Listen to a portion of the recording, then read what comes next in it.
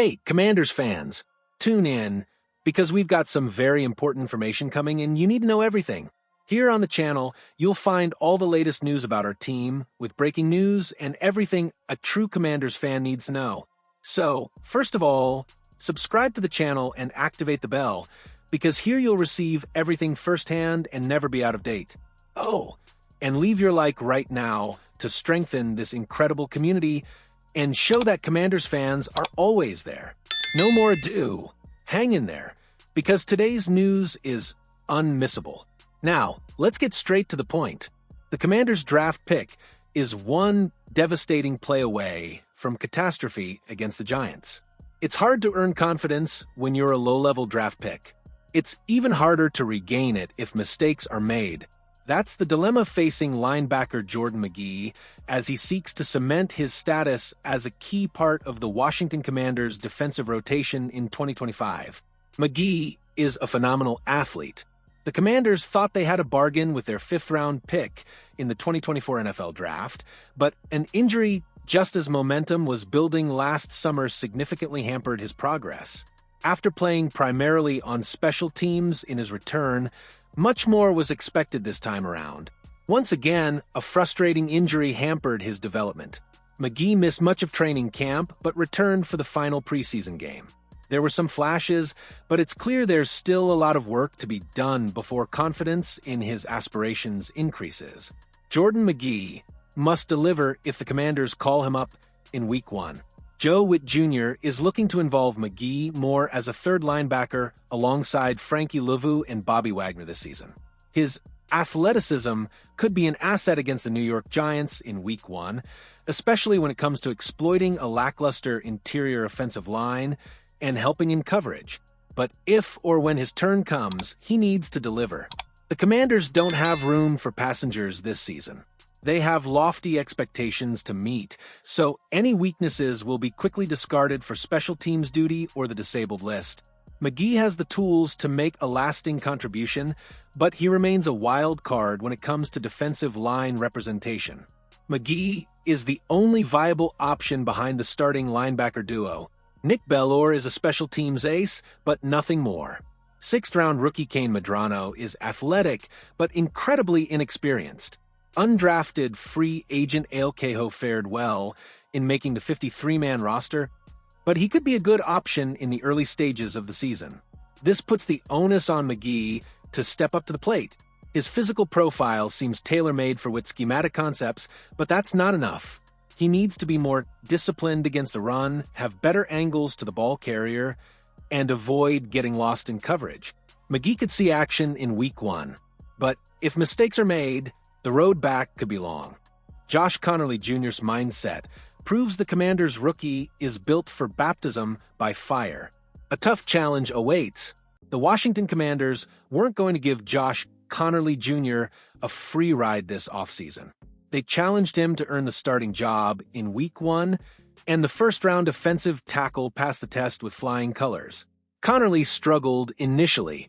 However, his exceptional performances during training camp, coupled with his limited participation in the preseason, led the Commanders to reward him with the starting right tackle spot in Week 1. And now, he's given the unenviable task of consistently keeping the New York Giants' dominant pass rush out of the backfield. The Giants have one of the best defensive fronts in the league, anchored by three-time Pro Bowl nose tackle Dexter Lawrence, too. Brian Burns, Kayvon Thibodeau, and Abdul Carter are first-round picks with the potential to wreak havoc if the early momentum builds. Washington has concerns about the interior defense, so they'll need Conerly and Laramie Tunsil to form a highly productive tackling duo. Commanders rookie Josh Conerly Jr. is confident ahead of Week 1 assignment. It's a lot to ask of a rookie, but Conerly is taking it all in stride. He knows a tough test awaits him at Northwest Stadium, but he's also confident he can make an impact, relying on what got him here. They're great.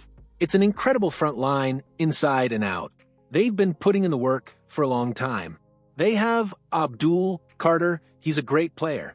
I got to see him play a little bit in college. It's a dream. But at the same time, I've been preparing for this my whole life. I trust myself, I trust my techniques, I make sure I'm communicating, and I just go out there and play freely. Big moment on Sunday for Commanders RT Josh Conerly Jr.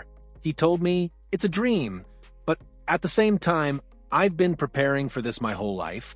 I love the rookie's confidence." pic.twitter.com/J35JWVQDCS. Conerly won't get every rep. There will be some growing pains, especially against such a prolific trio of edge rushers.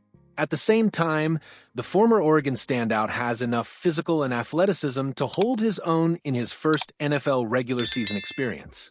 Commanders linked to a shocking trade move fans didn't see coming. It's a wait-and-see scenario. The trade of Brian Robinson Jr. to the San Francisco 49ers marked a new era for the Washington Commanders running backs. However, it's also a journey into the unknown.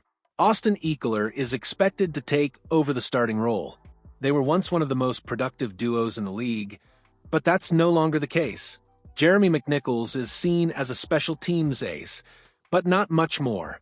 Chris Rodriguez Jr. and 7th-round rookie Ja'Cory Krosky-Merritt have potential, but both are unproven. The Commanders can't leave anything to chance in 2025. There's a real need to cement their status as contenders and prove that a memorable run to the NFC Championship game wasn't a passing success. If this backfield quartet can't dictate the pace, it could lead General Manager Adam Peters to take drastic action. Commanders identified as ideal landing spot for Jets running back Breece Hall. Sports Illustrated's Zach Presnell had the perfect trade target. The analyst considered the Commanders to be a great fit for New York Jets running back Breece Hall, who is a starter in 2025, but could be replaced by some younger options in a contract year.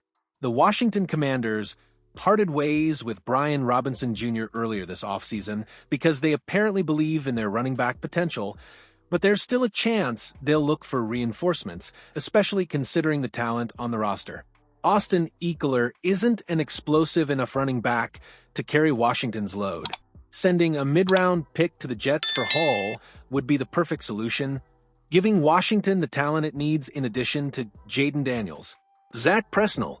Hall looked like a star in his rookie season before a devastating injury interrupted his momentum. He's been quite solid over the past 2 years, but this represents a crossroads for the Iowa State player, with a new contract on the line. Much will depend on how Hall fits into the Jets' new regime. The Commanders' interest will depend on the performance of Ekeler, McNichols, Rodriguez, and Krosky-Merritt early in the season. Peters won't hesitate to make changes if he feels the standards aren't up to par. He has a relentless mindset when building his roster, which keeps the urgency high and prevents any risk of complacency. Hall wouldn't be a bad option if the Commanders decide to pursue another option. However, it may only be a short-term solution, considering he's a free agent next spring. Paying him an extension seems risky, but Washington is also betting its chips on the middle in a win-now mode. Time will tell, but for now, this is just speculation.